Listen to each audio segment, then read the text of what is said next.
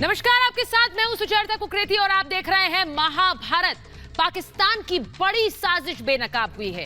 Delhi police ने इमरान खान के आतंकी को धर दबोचा है। दिल्ली के बीचों बीच रह रहा था ये आईएसआई का आतंकी। बड़ी साजिश, नापाक साजिश को अंजाम देने में लगा हुआ था यह आतंकी। पाकिस्तान के पंजाब का रहने वाला मोहम्मद अशरफ पता और भेष बदलकर हिंदुस्तान की राजधानी दिल्ली में रह रहा था।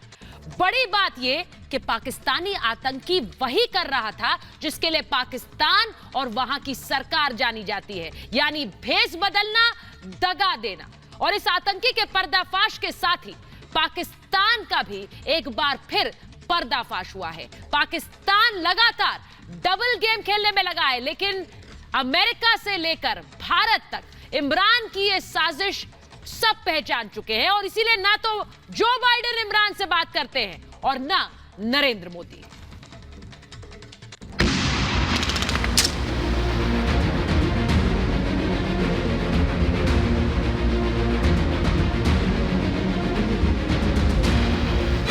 आतंक की बड़ी साजिश नाकाम। इसकी हैंडलिंग पाकिस्तान आईएसआई कर रही थी।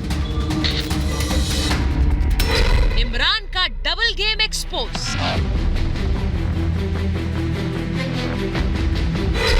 आतंक पर हो फाइनल प्रहार।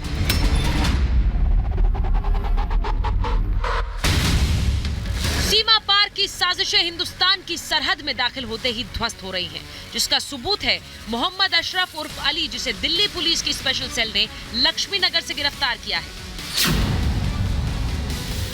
पाकिस्तानी मूल के अशरफ को भारत में दहशत फैलाने के लिए दुनिया की सबसे कुख्यात पाकिस्तानी खुफिया एजेंसी आईएसआई ने खास ट्रेनिंग दी थी। एक पाकिस्तानी नेशनल को कल स्पेशल सेल की एक टीम ने अरेस्ट किया है। इसकी हैंडलिंग पाकिस्तान आईएसआई कर रही थी और ये पाकिस्तान आईएसआई ने इसको ट्रेन करके, जैसे मैंने कहा कि एक डिकेड पहले जब इंडिया आया था, पहले अली बाबर और अब मोहम्मद अशरफ उर्फ अली की गिरफ्तारी ने एक बार फिर से साफ कर दिया है कि आतंकियों के साथ इमरान खान की सांठगांठ कितनी गहरी है। जहां एक तरफ राजधानी दिल्ली में इमरान के आतंकी को पकड़कर दिल्ली पुलिस की स्पेशल सेल ने इमरान की साजिश को नाकाम कर दिया, वहीं दूसरी ओर घाटी में जवानों की बरसती गोलियां इमरान के उन घुसपैठियों के लिए काल बनी हुई है जो भारत में दाखिल होकर खूनी साजिश को अंजाम देने की फिराक में है। घाटी में शांति से बेचैन आतंकियों की बौखलाहट का अंदाजा इसी बात से लगाइए कि इमरान के आतंकियों ने निर्दोष लोगों को निशाना बनाना शुरू कर दिया है। 4 दिन पहले श्रीनगर के ईदगाह में आतंकियों ने 2 सरकारी स्कूल के शिक्षकों की गोली मारकर हत्या कर दी। उससे पहले आतंकियों ने दवा विक्रेता माखनलाल बिंद्रू की हत्या की थी। माखन कश्मीरी पंडित थे, उन्हें आतंकियों ने कई बार कश्मीर छोड़ने की धमकी दी थी। इस बीच इमरान खान ने पूरी दुनिया के सामने ये भी मान लिया है कि बालाकोट में एयर स्ट्राइक की गई। इमरान के इस कबूलनामे के बाद इमरान को याद दिलाना जरूरी है कि एक बार फिर उसी तरह का प्रहार पाकिस्तान पर किया जा सकता है। सुरक्षा बलों ने पिछले 2 दिनों में 7 आतंकियों को ढेर कर इमरान और आतंकी वजीरों को साफ संदेश दे दिया है कि अपनी हरकतों से बाज नहीं आए तो आतंक पर फाइनल प्रहार करने के लिए भारत तैयार है।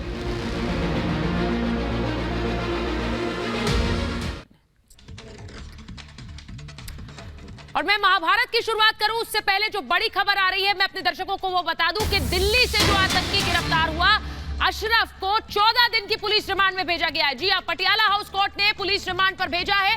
आतंकी की दिल्ली के लक्ष्मी नगर से हुई थी गिरफ्तारी। मोहम्मद अशरफ को 14 दिन की पुलिस कस्टडी में भेज दिया गया है। आतंकी के पास से AK-47 राइफल सहित कई हथियार जब्त किए गए थे। बड़ी खबर आपको बता रही हूं, पुलिस कस्टडी में भेजा गया है। 14 दिन की पुलिस कस्टडी में भेजा गया है आतंकी मोहम्मद अशरफ, जो कि दिल्ली से आज गिरफ्तार हुआ और उसी को पुलिस कस्टडी में भेजा गया है। बड़ी मात्रा में हथियार भी उसके पास से बरामद हुए हैं। इस पूरे मामले की तफ्तीश, इस पूरे मामले के तार कहां तक फैले हुए हैं, इसे लेकर भी अब और पूछताछ होगी।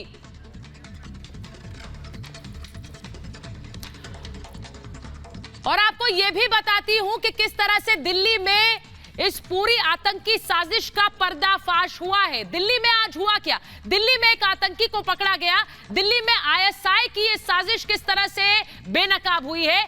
असली नाम मोहम्मद अशरफ उर्फ अली है, लेकिन फर्जी नाम जो रखा हुआ था वो था अली अहमद नूरी, और इनका असली पता है नरोवाल, पाकिस्तान के पंजाब के रहने वाला है, लेकिन यहां पर एक पहचान बदल कर रह रहा था। दिल्ली में कैसे आईएसआई की ये साजिश नाकाम हुई? AK-47 की मैगजीन, 60 गोलियां इसके पास से बरामद हुई है। वहीं फर्जी पासपोर्ट और फर्जी भारतीय पासपोर्ट, मोबाइल फोन भी मोहम्मद अशरफ के पास से बरामद हुआ है। कैसे पहुंचा भारत ये भी आपको बताती हूं। आईएसआई ने ट्रेनिंग इसे दी और उसके बाद बांग्लादेश के रास्ते होते हुए भारत में ये दाखिल हुआ है। ये वही ट्रैजेक्टरी है, वही रास्ता जो कि आतंकियों की घुसपैठ के लिए इससे पहले भी सामने आया, या तो नेपाल के रास्ते या बांग्लादेश के रास्ते। लक्ष्मी नगर से गिरफ्तारी हुई, दिल्ली के बीचों बीच ये रह रहा था और वहां पर पहुंचा। आईएसआई के अपने हैंडलर्स के बारे में भी जानकारी दी है, और इसीलिए ये जानकारी जरूरी है ये बताने में कि कैसे ये दिल्ली के अंदर रहकर एक बड़ी आतंकी साजिश की तैयारी कर रहा था। उस आतंकी साजिश में और कौन-कौन लोग शामिल हो सकते हैं, इसके साथ इस जानकारी को खंगालने के लिए पुलिस कस्टडी में अब उससे पूछताछ होगी, क्योंकि ये स्लीपर सेल का हिस्सा बताया जा रहा है। बीजेपी की राष्ट्रीय प्रवक्ता नुपुर शर्मा जी मेरे साथ जुड़ी हैं आज महाभारत में। मेरे साथ जुड़ रहे हैं defence expert major general GD Bakshi, मेरे साथ जुड़ रहे हैं राजनीतिक विश्लेषक और हिस्टोरियन प्रोफेसर कपिल कुमार, पाकिस्तान से हमारे साथ पीटीआई के प्रवक्ता चौधरी हमीद पोटी जुड़ रहे हैं, और साथ ही जुड़ रहे हैं पाकिस्तान मुस्लिम लीग नवाज के नेता इरशाद अहमद खान। मैं शुरुआत सबसे पहले मैं आपके साथ करना चाहती हूं हमीद पोटी जी। ये डबल गेम कब तक चलेगा? एक तरफ आतंकियों की घुसपैठ, दूसरी तरफ दुनिया को रो रो कर दिखाना कि हम तो आतंक का दश्त झेल रहे हैं। सर अब तो बुरी तरह बेनकाब हो चुके हैं। कितनी बार सर ये जलालत झेलना चाहते हैं? बिस्मिल्लाहिर्रहमानिर्रहीम। सुजाता, मुझे आप मौका देंगे, मैं बड़े अरसे के बाद आपके शो में आ रहा हूँ। आप देखें, ये जो बंदा आपने पकड़ा है दिल्ली में, ये अल्लाह जानता है जी, कि जैसे आप कह रहे हैं कि आईएसआई का ट्रेन शुदा और बांग्लादेश के रास्ते वो यहाँ पे आया है। अगर वो सियालकोट का रहने वाला, उसको क्या पड़ी है कि बांग्लादेश के रास्ते इधर से आएगा। हकीकत यह है कि 2019 फरवरी में जब इमरान खान ने यह कहा था जी कि अगर आपको कोई शक है कि किसी बंदे ने पाकिस्तान से क्रॉस किया है, आप एविडेंसेस दें, हम उसको कोर्ट के कचहरे में लाएंगे, अगर आप चाहेंगे तो आपके हवाले करेंगे। प्राइम मिनिस्टर पाकिस्तान ने बड़ी सिंसियरिटी के साथ आपको कहा था जी कि हम किसी लड़ाई झगड़े में नहीं रहना चाहते। आपने जो कश्मीर में जुल्म किया है उसको आप जो कानून बदला है रिवर्स करें, और हम बातचीत के जरिए। पहला सवाल किया कि उसको क्या पड़ी है कि वो हिंदुस्तान में आए। सर उसको नहीं पड़ी है, आईएसआई और इमरान खान को पड़ी है कि किस तरह से आतंक को फैलाते रहें, और इसीलिए जो पाकिस्तान में लोग पैसों के लिए मोहताज हैं उनका फायदा उठाकर आप लोगों को किस तरह से आतंकी बना रहे हैं, ये ऑन रिकॉर्ड है। सर अब आप लोग सोचते रहते हैं, मुझे लगता है एक बार जीडी बख्शी सर ये सोचे जा रहे हैं कि जो बाइडेन इन्हें फोन क्यों नहीं कर रहे हैं, प्रधानमंत्री नरेंद्र मोदी इनसे बात क्यों नहीं कर रहे हैं। अब इनको अभी तक पता नहीं चला क्यों नहीं कर रहे हैं फोन इन्हें, जीडी बख्शी सर, क्योंकि इनका आतंक का गेम प्लान पूरी तरह एक्सपोज हो चुका है।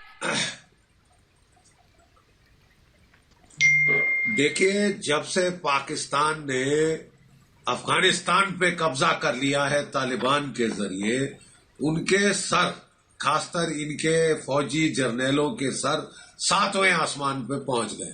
अब ये दुनिया भर में गफलत और टेररिज्म फैलाएंगे। पहले भी इसी काम में लगे थे, अब तो इनके पर खिल चुके हैं। ठीक है साहब, पर निकल आ चुके हैं ये चींटी के। और ये जो है, जो 6-7 हजार टेररिस्ट इनके गए हुए थे अफगानिस्तान में, वो सब वहां से आके पीओके के लॉन्च पैड्स और टेरर कैंप्स में आ चुके हैं। गुज़िश्ता 2 हफ्तों से हम देख रहे हैं लगातार इन्फिल्ट्रेशन का प्रोसेस जारी है। बहुत बड़ा हथियार का जखीरा हमने पकड़ा था लाइन ऑफ कंट्रोल पे। 7 असॉल्ट राइफल पकड़ी गई थी, 8 पिस्तौलें, 80 ग्रेनेड और बहुत सारा एमिनेशन।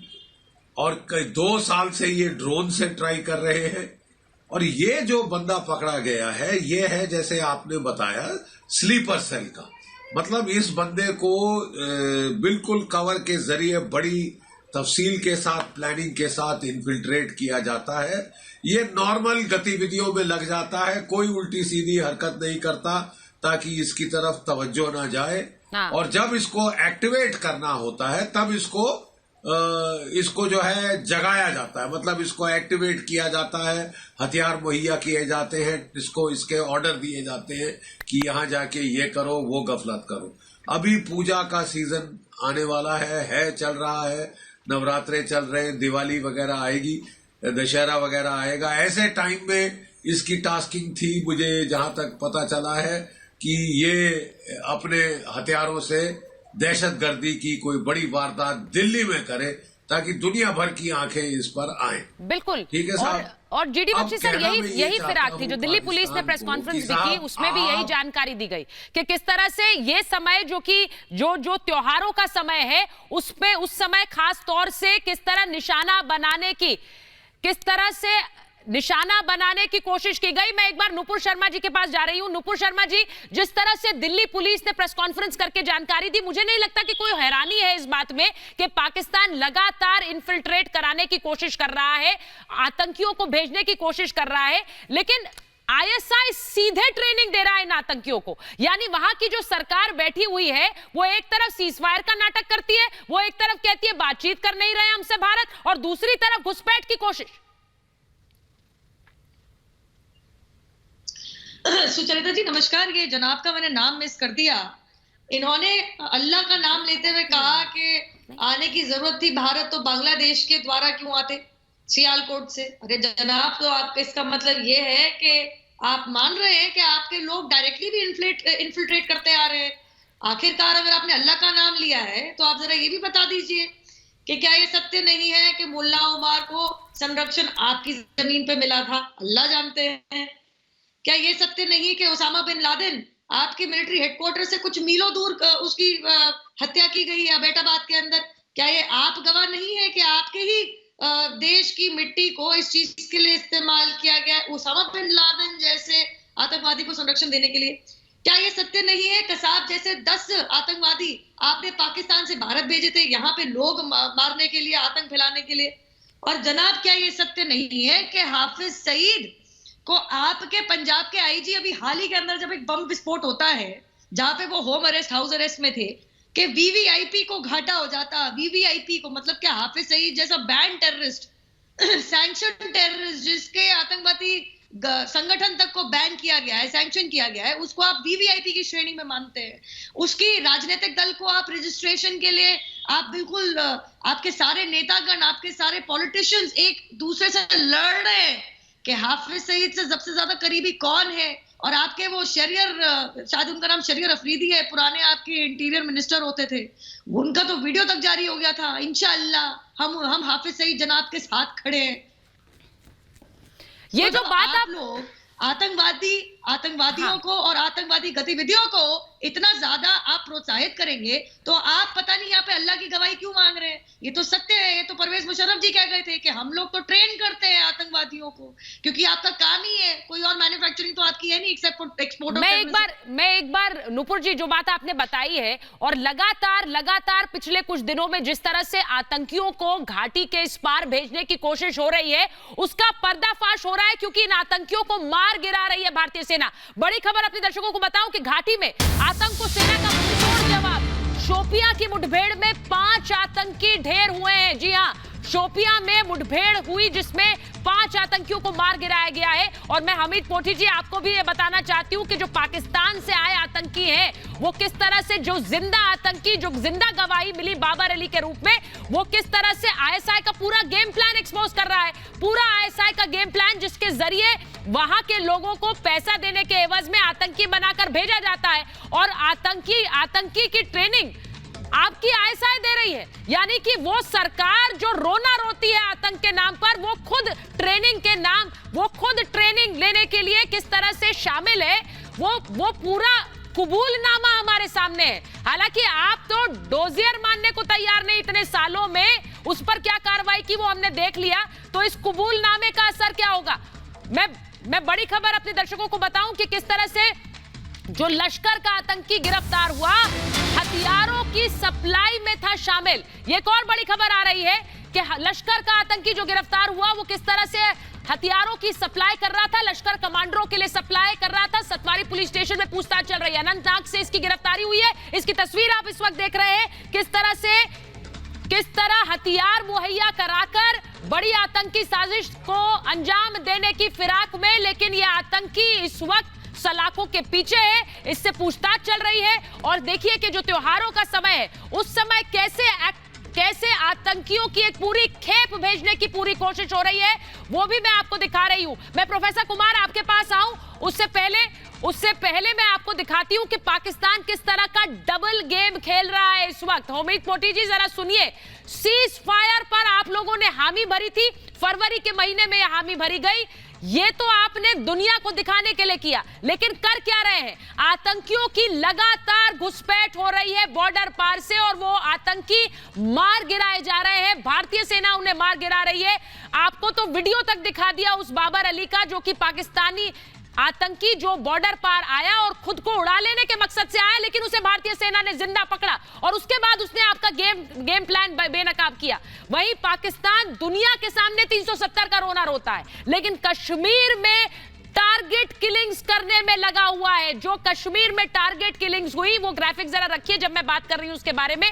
टारगेट किलिंग्स हुई यानी कि जिस तरह से स्कूल के अंदर घुसकर धर्म पूछकर प्रिंसिपल और टीचर को मारा गया और कैसे लगातार वहां पर टारगेट किलिंग्स हो रही है, ये सब पाकिस्तान की देन, यानी कहना कुछ और करना कुछ। वहीं भारत से बातचीत की पेशकश लगातार करते हैं इमरान खान, दुनिया को दिखाने के लिए कि हम भारत से बातचीत करना चाहते हैं, हमारा पड़ोसी है, लेकिन भारत हमसे बात नहीं कर रहा है।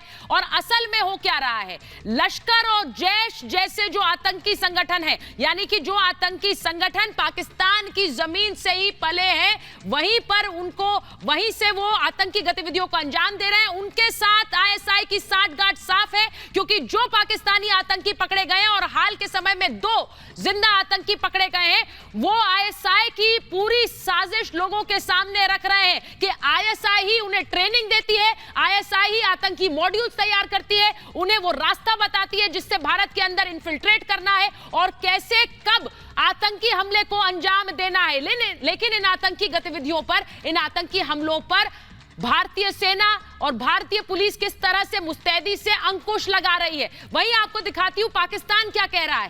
तालिबान की सरकार को मान्यता दे दुनिया, ये बार बार पाकिस्तान कहता है, लेकिन कर क्या रहा है? जो विदेशी आतंकी हैं उनको किस तरह से मिशन पाकिस्तान में लगाने में लगा है कि पाकिस्तान के आतंकी जो मिशन है, पाकिस्तान जहां आतंकी हमले करवाना चाहता है, वहां तालिबानी आतंकी, वहां आईएसआई खुरासान के आतंकी, इनका इस्तेमाल करने का यह बड़ा गेम प्लान, यानी कहना कुछ करना कुछ, ये डबल गेम। और इसीलिए एक तरफ सीजफायर, मैं कहती हूं एक तरफ सीजफायर का दिखावा, दूसरी तरफ टारगेट किलिंग का ये जो गेम है ये भी बेनकाब हुआ है। मैं एक बार आपके पास आ रही हूं प्रोफेसर कपिल कुमार। प्रोफेसर कुमार, जिस तरह से पाकिस्तान का ये डबल गेम सामने आया है, मुझे लगता है पाकिस्तान की सरकार और वहां के प्रधानमंत्री को छोड़कर बाकी सबको यह नजर आता है, सिर्फ उन्हें नजर नहीं आता है। सुचारिता जी, देखिए, ये सबूत और नजर वजर की जो बात है, ये बड़ी पुरानी बातें हो चुकी हैं। मैं कोई इनको सबूत दुनिया को दिखाने की जरूरत नहीं है। अकेले बिन लेडन का इनके यहां पकड़े जाना जो है वो सबसे बड़ा सबूत था, इसलिए मैं सबूतों में नहीं जाऊंगा। सारी दुनिया ये जानती है कि आज टेरर को कौन फाइनेंस करता है, कहां टेरर मैन्युफैक्चर होता है, कहां से टेरर एक्सपोर्ट होता है, इसलिए वो इनको मैं बताने नहीं जाऊंगा। मैं कुछ और आपसे बहुत जरूरी चीज कहने जा रहा हूं। देखिए, किसी भी देश के अंदर अगर उस देश का कोई नागरिक विदेश में जाकर के गायब हो जाता है तो उस देश को चिंता हो जाती है कि मेरा नागरिक कहां चला गया। 2 लाख से ऊपर पाकिस्तानी प्रॉपर वीजा लेकर के हिंदुस्तान आए और हिंदुस्तान में गायब हो गए। और ये जो हमारी सेकुलरिज्म के नाम पे लिबरल उदारवादी सरकारें थी, इन्होंने उन्हें ढूंढने का प्रयास नहीं किया। उनमें से कितने जो हैं वो स्लीपर सेल बने, कितने स्लीपिंग में बैठे हुए हैं। आज हमारी एजेंसियां तत्पर है उनको ढूंढने में। आज हमारी एजेंसियों को सरकार ने खुला हाथ दे दिया है, उन पे कोई पॉलिटिकल प्रेशर नहीं होगा किसी मजहब का या किसी चीज का, कि जो भी देश का विरोधी है उसको ढूंढो, उस लेबर सेल को ढूंढो और पकड़ो और उसको हवाले करो।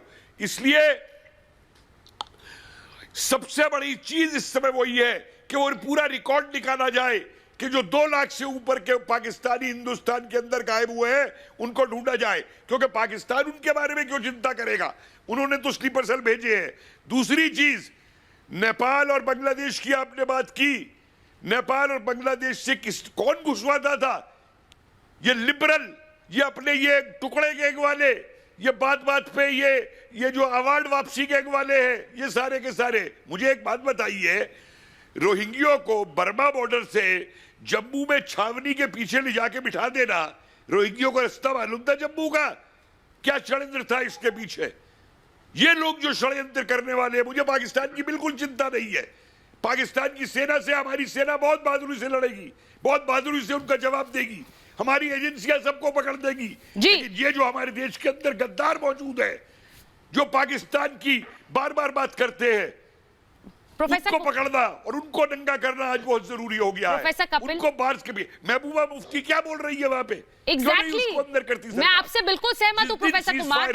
और कई बार ऐसा लगता है कि ये वही भाषा है, कई बार लगता है ये वही भाषा है जो पाकिस्तान के वजीर आजम कह रहे हैं। आपने बिल्कुल सही कहा। उस दिन उठा के उसने अपने फोर्स भेज दिए तालिबान के साथ, और वहां से अब जो जितने लॉन्चिंग पैड है उन पे फिर वापस वही टेररिस्ट आ गए हैं। अरे हमें इंतजार किस बात का है?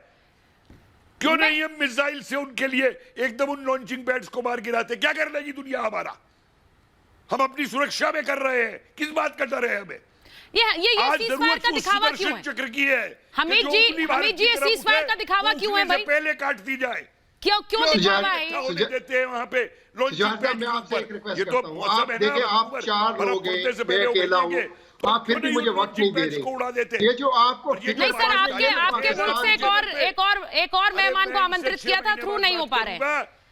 चले कोई बात नहीं है, मैं कहता हूँ मुझे वक्त तो देना। ये जो आपके 3 पैनलिस्ट जो बातें कर रहे हैं उसका जवाब तो दे दो ना।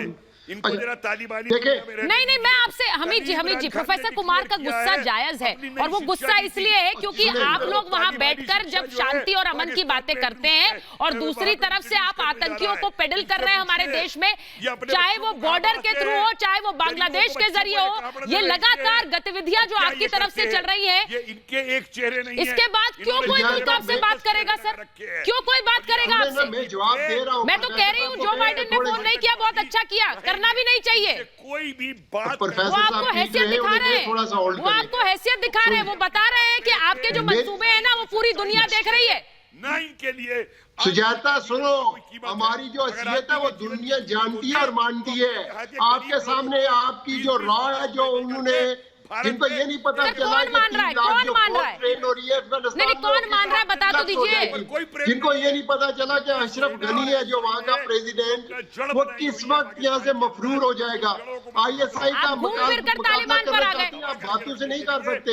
ISI वो प्रोफेसर कुमार आ रही हूँ मैं आपके पास, प्रोफेसर कुमार आ रही हूँ कि दुनिया में इसके मुकाबले के लिए है। उनको कोई जरूरत नहीं कि एक बंदा ट्रेन करके दिल्ली भेजेंगे, जाओ तुम वहाँ पे। इनको तो बुलाना और प्रोफेसर साहब बेकार है, इनको सबूत दिखाने बेकार है। बहुत हो जाएगा और ये बेहोश ना हो जाए कहीं पे ना।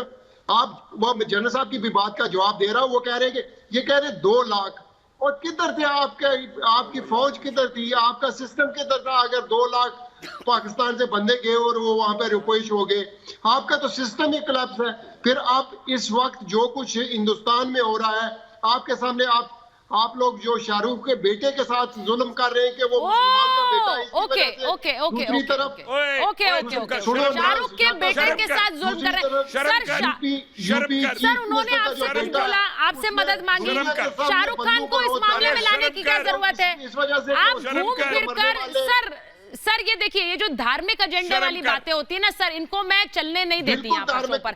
आपको शाहरुख खान सर, आपने यहाँ आकर जो टारगेट किलिंग्स कश्मीर में हुई, कश्मीर पूरे दिन आप करते हैं, कश्मीर के लोग मारे जा रहे हैं, उन पर आपने एक बार कुछ बोला आपने? एक मिनट हमीद पोठी, कश्मीर के लोग कश्मीर में टारगेट किलिंग्स हुई। कश्मीर आप पूरे दिन करते हैं, कश्मीर की टारगेट किलिंग्स पर आपने कुछ बोला।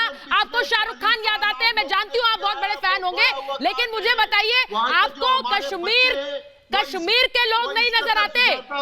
और अपनी तरफ, दोनों तरफ के कश्मीर को देख लीजिए अमित पोटी जी, वहां के लोग मर रहे हैं तो आपको नजर नहीं आते। आपको शाहरुख खान का बेटा याद आ रहा है, आपको शाहरुख खान का बेटा याद आ रहा है। मैं इसे जी प्रोफेसर कुमार बोलिए, मैं नुपुर जी की बात चाहूंगी उसके बाद। बोलिए। अरे सर छोड़िए, ये धार्मिक रंग आप देने की जो कोशिश करते हैं ना, आप दिखाने की कोशिश करते हैं, मैं खुलकर बोलूंगी कि इंडियन मुस्लिम के साथ आप खड़े हैं, उस सेंटिमेंट के साथ खड़े हैं। सर ये सब ये नाटक करने की कोशिश मत करिए यहाँ पर। जवाब दे, जिसके साथ जो हो रहा है वो प्रोसेस के साथ हो रहा है, मुझे ये नाटक नहीं चाहिए यहाँ पर। दुनिया कह रही है। सुचारिता जी बोलिए प्रोफेसर।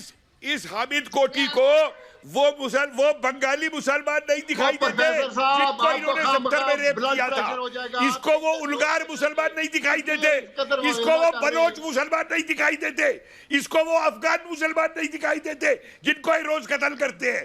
अरे शाहरुख कर रहा है तू, अपने बच्चों को जाके बलूचिस्तान के लोग अपने बच्चों को खिला अफीम पैदा की हुई अफगानिस्तान के अंदर सिर्फ बकवास करने के अलावा पेराई हुई। अरे तुम मुसलमानों के सबसे बड़े कातिल हो, तुम मुसलमानों के सबसे बड़े कातिल हो। तुमने बांग्लादेश में कितने मुसलमानों को कत्ल किया था? तुमने बांग्लादेश में नस्ल बदलने की बात की थी। क्या बकवास करते हो? इतिहास उठा के अपना देख लो। बलोच मुसलमानों को तुम रोज मारते हो, अफगानों को तुम रोज मारते हो। तुम मुसलमानों के ठेकेदार हो। अरे तुम मुसलमानों के ठेकेदार हो, तुम कहाँ के ठेकेदार हो मुसलमानों के? हमीद पोथी जी वो क्या गलत कह रहे हैं मुझे बताइए।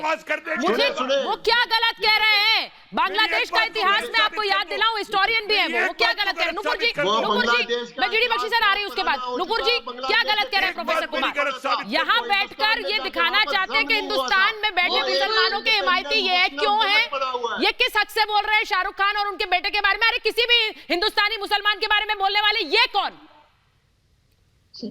इसकी वजह से आप एक मिनट अमित जी, मैं नुपुर जी से पूछ रही हूँ, मैं नुपुर जी से बात कर रही हूँ। मैं इनके ऊपर नहीं बोली बिल्कुल भी। ये अपने समय पे बोले, यही तो बात हो रही है। मुझे ये कोई नहीं कह सकता। हमारे देश के अंदर 9% से बढ़कर मैं प्लीज अपने समय पे बोलना चाह रही हूँ, आप अपने समय पे बोलिएगा। ये कोई भी नहीं झुठला सकता कि भारत देश के अंदर बंटवारे के बाद से 9% से लेके आज कहा जाता है लगभग 35 से 40% मुसलमानों की जनसंख्या है। जरा इन जनाब से पूछेगा पाकिस्तान के अंदर माइनॉरिटीज मतलब हिंदू और ईसाइयों की क्या जनसंख्या है? बंटवारे के बाद वो जनसंख्या कितनी तेजी से घट रही है। इनको यहाँ पे कोई ड्रग्स लेते हुए आरोप के अंदर पकड़ा जा रहा है जिसका मैटर सब्जुडिस है, उसकी बड़ी चिंता आन पड़ रही है। क्या आपके आंखों पे पट्टी लगी है? क्या पाकिस्तान में बैठ के नहीं देख पाते कैसे ना और ईसाई बच्चियों का अपहरण होता है, उनके साथ किस तरीके से दुष्कर्म किए जाते हैं, जबरन उनका धर्म परिवर्तन किया जाता है, उनके साथ निकाह रचाया जाता है, 12-12, 13-13 साल की बच्चियां नहीं छोड़ी जाती है। वो अपनी माँ की टांगों से लपट के कैसे बिलक के रोती है कि माँ मुझे बचा लो, माँ बिल्कुल बेसहाया माँ कुछ कर नहीं पाती है। ये आपके पाकिस्तान में होता है। मैं बताती हूँ, ये कहते सब जानते हैं कि पाकिस्तान में क्या चल रहा है। मैं बताती हूँ सब क्या जानते हैं। FATF की ब्लैक लिस्टिंग की लंबी सी तलवार इनके खोपड़े पे लटक रही है, गर्दन काटने को लटक रही है। ये सब जानते हैं। सब जानते हैं कि किस तरीके से चाइना के साथ मिलकर पाकिस्तान के अंदर से आज की तारीख में गैर कानूनी हथियारों का व्यापार किया जा रहा है। सब जानते हैं पाकिस्तानी सारे चोर हैं। कहने के लिए तो कॉरिडोर बना रहे थे, इतने साल बीत गए, कॉरिडोर तो कहां गया? बस केवल और केवल भ्रष्टाचार की बू निकल के आ रही है कॉरिडोर में से। और क्योंकि उन्होंने ड्रग्स की बात करी, मैं तो कहूंगी कि आपके चैनल के द्वारा पूरे विश्व में कहूंगी कि एक बारी वो FATF और वो G7 भी जरा गौर फरमाए किस तरीके से पाकिस्तान के अंदर से तो कोई ड्रग कार्टेल नहीं काम कर रहा। क्योंकि जो लोग अपनी रोजी रोटी गधे बेच के कमाते हैं, उगाने की औकात नहीं रखते हैं, वो यहाँ पे क्या भाषण दे रहे हैं कि सबको पता है पाकिस्तान क्या चीज है। पाकिस्तान क्या चीज है ये तो पिछले साल हमने सबने देख लिया था, जब आप ही के देश के अंदर एक गैम्बलिंग के गुनाह के अंदर आपने लोगों को अरेस्ट तो किया, गिरफ्तार तो किया, साथ में खड़े हुए गधे तक को गिरफ्तार कर लिया। ये तो आप आपकी पुलिस काम करती नुपुर है, ये जी। तो आपकी law and order local situation है। आप किसी और को क्या भाषण देंगे? नुपुर जी, जब्बार चौधरी हमारे साथ जुड़ गए हैं। जब्बार जी, मेरा सीधा, मैं सिर्फ एक सवाल आपसे पूछना चाहती हूं। इमरान खान इतने समय में ये बात समझ नहीं पाए हैं कि आतंकवाद के जरिए रास्ता नहीं है, आतंकवाद के खिलाफ खड़े होकर ही रास्ता होगा। तो आपको किसने कह दिया कि हम आतंकवाद को हम आतंकवाद? सर, आप तो आतंकी बनाने में लगे हुए हैं, उन्हें यहाँ भेजने में लगे हुए हैं, तो फिर क्या कहूं मैं आपसे? आपने मुझे सुनना है या आपने मेरे से खिताब करना है? पहले बात, आपने सवाल किया, सुन लीजिए मुझे। सर, आपने बोला तो मैं काउंटर क्वेश्चन तो करूंगी ना सर। गलत बात बोलेंगे तो क्या बोलने दूं? काउंटर क्वेश्चन, आर्गुमेंट तो बिल्ड हो लेने दीजिए सुचरिता जी, आर्गुमेंट तो बिल्ड हो लेने दीजिए। आप अब बिल्ड होने नहीं देंगी और चढ़ाई कर देंगी। मैं बोलिए जब्बार आपको कहाँ लगा साहब। कि हम आतंकवाद को बढ़ावा दे रहे हैं? आपको कहाँ लगा? सबसे ज्यादा तो आतंकवाद के शिकार हम हुए और आप क्या आतंकवाद के शिकार हो रहे हैं अफगानिस्तान? अब अगर आपको वहां लगाम लगी है, थोड़ा सा बर्दाश्त कर लीजिए। आपको लगाम लगाई है, अभी तो हम उसको काउंटर मेजर लेंगे। हम तेरे मामला को ठीक करने आप है कि आपको चैन नहीं मिलता जब तक तो सारा काम जब्बार साहब की आवाज नहीं आ रही है ठीक। अब किस बात की चढ़ाई कर रहे हैं हम हमारे पर? अभी कौन सा आपने क्या क्या क्या क्या नहीं, मैं क्या हेलो बर्दाश्त बेटा। करूं? हेलो। मैं क्या बर्दाश्त करूं जब्बार चौधरी, और क्यों बर्दाश्त करूं? मेरी सेना के 5 जवान शहीद हो गए, मेजर जनरल जीडी बख्शी, मैं क्यों बर्दाश्त करूं?